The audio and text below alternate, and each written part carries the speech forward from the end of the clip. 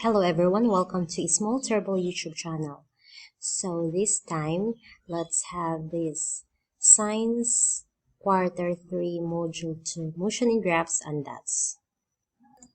For part 1 of this module, let's have the motion in graphs.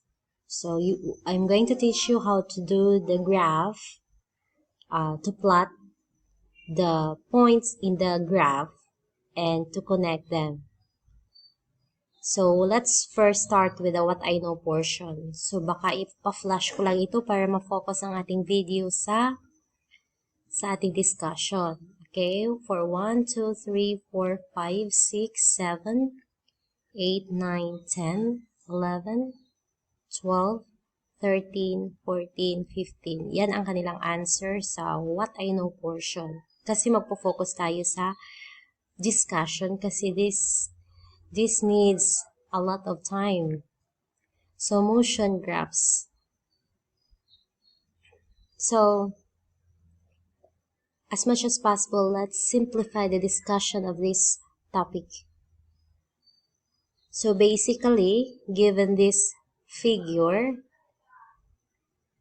we can plot first in the table. Okay, so given the figure, plot the motion, plot distance and time,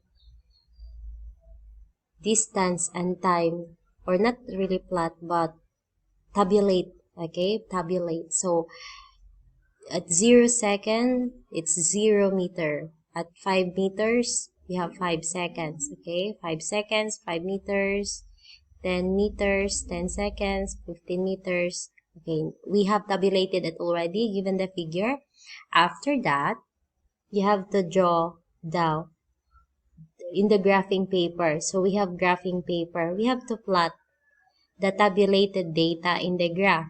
So let's start with the 0, 0. Okay, let me first orient to you the graph. So itong vertical line, in Bisaya, varog, that is the y-axis. The horizontal line, in Bisaya, nakahigda, okay, H, okay, that's my, yan ang aking acronym para hindi ko makalimutan saan ang horizontal, saan ang vertical. So, horizontal is the one na nakahigda, so the x-axis. So, and you need to do the label of the graph, make sure the same ang kanilang interval. Hindi pwedeng 0 dito, 5 dito, maging 6 na naman dito. Hindi pwede. Dapat kapag interval mo, at the beginning is 5, 5 all throughout talaga. By axis yan. So kapag 0 dito, dito is 1, dapat 2 na dito. Hindi pwedeng 0, 1, magiging 5. Hindi yan pwede. So, 0, 1, 2, 3, 4. Pwede yan. Pwede rin ganito. 0, 5, 10, 15, 20, 25. So, as long as in every axis, dapat the same ang kanilang interval. Okay. Let's plot the tabulated data in here, in the graph. So, 0, 0. Saan ito makikita? So, dito. Okay. Lagyan lang natin ng ganyan. Okay. It's a dot. Then, 5, 5. So, by the way, we have the label, no? For the y-axis, the position or the distance talaga ilalagay dito. For the x-axis, it's the time. Okay? Time talaga ilalagay dito sa x-axis. X-axis time. Okay? Always yan. Okay? For uniformity purposes. Pwede naman dito si time, pero for uniformity purposes, ito ang usually ginagawa sa science textbook. Okay. So, 0 si time, 0 din si meter. So, nandito pa sa origin. Okay? Ang intersection niya. And, let's proceed to the second portion. Dito na tayo. 5, 5. So, 5 seconds. Nasaan si 5 seconds? Nandito si 5 seconds. Nasaan si 5 meters? Nandito si 5 meters. So, dapat pagtagpuin nyo yan. Okay, pagtagpuin nyo yan. Lagyan natin ng broken line. Kung saan sila nag-intersect or nag-meet up, dyan ang dyan kayo lagay ng point. Then, let's proceed to the third part. We have 10 seconds, 10 meters din. So, nandito si 10 seconds, si 10 meters nandito. So, another broken line. 10 seconds, 10 meters, kung saan again sila nag-meet up. So, doon ang kanyang point. Then, 15 seconds, 15 meters. So, dito si 15 seconds. Okay, 15 meters. So, nandito. Okay, nag-meet up sila dito. Okay, make sure nasa ano talaga ka ng meet up. Nasa intersection talaga. Okay, pagkatapos niyan, tapos na tayo nag-tabulate, tapos na tayo nag-plot sa graph, ang gagawin na natin is itong draw a straight diagonal line. So, dapat i-connect mo sila. Straight dapat. Straight, make sure naka-straight siya. Gamitan nyo ng ruler. And i-extend nyo lang. Lagyan nyo ng arrow. That means it goes on and on. Ganyan ang kanyang pattern. Pasensya na, hindi straight line, walang ruler kasi. So, ang tawag sa graph na ito na na-create natin is position time graph. Okay? Position time graph. I hope you understand that part. So, in motion graph, we have the so-called the slope. What is the slope? It is the slant or angle of the line in the graph. So, this is the slope. Okay? Okay. So, hindi na natin rise over the run. Kasi ganito, rise meaning pataas, then run doon. So, rise, y-axis, run, x-axis, yan.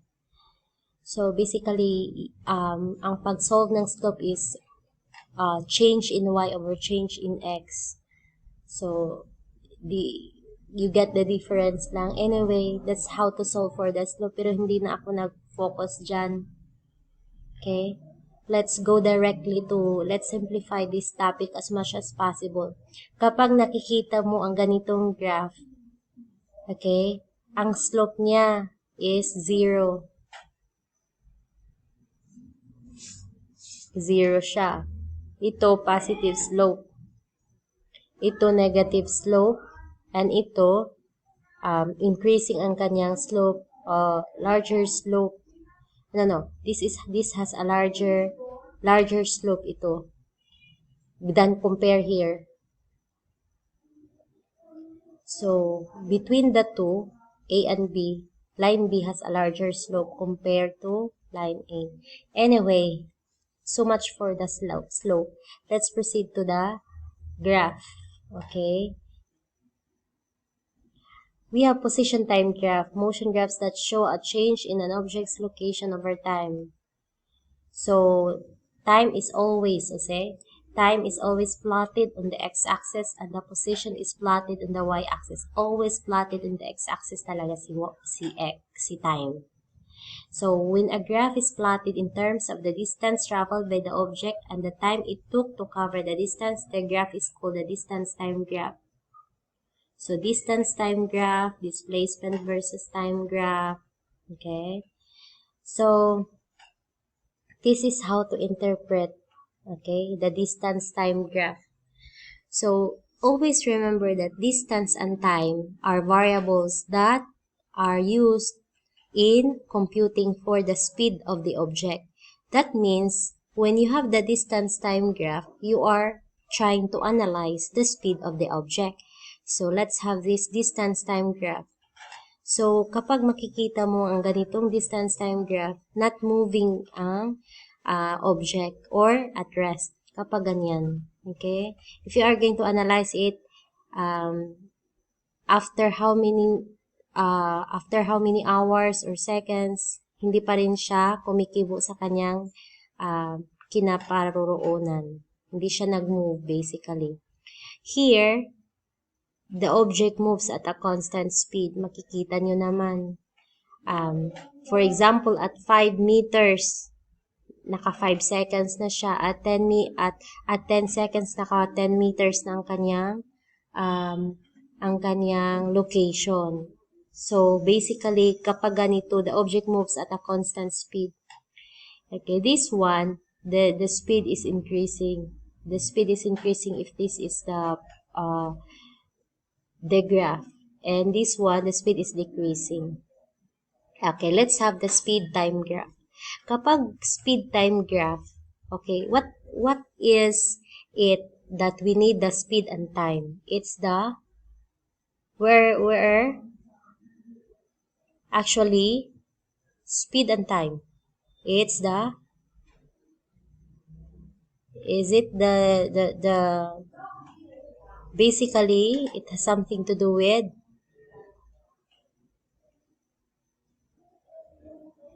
alright, so for the speed time graph, in the y-axis, we have the speed, and in the horizontal axis is the time. So if the graph looks like this, the meaning is the speed of the object is constant. That means the object speed is not changing over time. But it does not mean that the object is not moving. It is still moving, but its speed is constant, like 2 meters per second. After 5 seconds, 2 meters per second pa rin siya.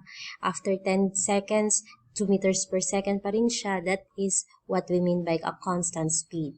And if the graph is like this, its speed is increasing. Okay, increasing in speed. And if the graph of the speed time graph is like this, it means the object is not moving. It is stationary. And if it looks like this, the speed is slowing down. The speed of the object is slowing down. For the displacement time graph, so this helps us to interpret the velocity of the object. So displacement for the y-axis, for the x-axis, it's the time. So if the graph looks like this, the object is not moving. If the graph is like this, the velocity is constant. Okay, by the way, when you say not moving object, its velocity is 0. And if the graph is like this, it has a constant velocity but in a reverse direction of the positive. So basically, negative ang kanyang slope. And if it's like this, it has a changing velocity, and that leads us to the discussion of acceleration. Okay, so for the velocity time graph, it helps us to interpret the acceleration of the object. So if the graph of the velocity time is like this, it has a constant velocity, that means 0 acceleration. And if it looks like this, it has a constant acceleration, the velocity is increasing. And if it looks like this, the velocity is decreasing, it has a constant deceleration. So that's the opposite of acceleration, deceleration. And if it looks like this, its acceleration is increasing. So that's the difference between speed, acceleration, velocity. Alright, so for the what's more portion, so just number 1 is C. The graph is like that. For number 2, the car is stationary. It would look like this. For number 3, it's decreasing in speed. The graph is like this. For number 4, the car is constant speed. So like that ang kanyang graph. That's how to interpret the graph. For the what I have learned, i-flash ko na lang to. We are running out of time. So you just pause the video to go over. And so with for the what I can do portion, all you have to do is you plot based on the given. Okay. Then connect the dots after. For the assessment, yeah. What does the slope of a distance versus time graph represent? So it represents speed. Okay, flash ko na lang. Number 2, number 3, 4, 5, 6, 7, 8, 9, 10, 11, 12, 13, 14, 15. Okay, and we'll have the part 2 later on. So you need to answer this on your own. It's your turn to answer this. For the part 2, we'll have it later.